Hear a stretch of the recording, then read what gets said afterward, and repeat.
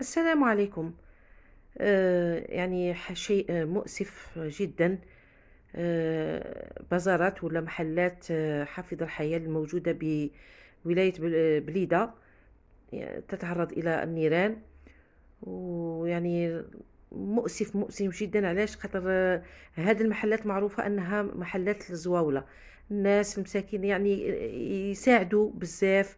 الناس الزواولة، الناس المساكين، الناس اللي ما عندهمش دخل كبير.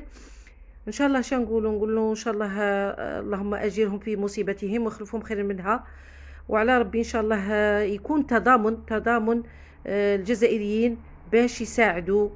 يعني هذا الشخص، ماشي الشخص، هو ماشي حافظ الرحايا، ولكن كاع الناس اللي يخدموا في هاد البازارات ولا هاد المحلات اللي يسترزقوا مساكين يوميا، فيها ارامل وفيها ناس يعني ما عندهمش دخل. كل واحد وكان يجي لهذا المحل باش يسترزق.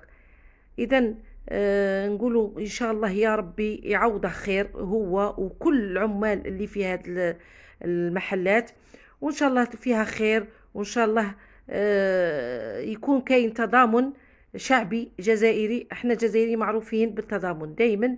كي تكون عندنا حاجة نتضامنوا. وعلاش نتضامنوا؟ لان هادو خوتنا يحتاجون في هذا الوقت العصيب. كاين اللي دوك ما يلقاش مسكين شي يوكل ولاده، ولا المراه ما تلقاش شي توكل ولادها. اذا حنا معروفين بالحنانه ومعروفين بالطيبه ومعروفين بالكرم، خاصه الكرم. حنا ناس يعني الجزائريون معروفين بالكرم.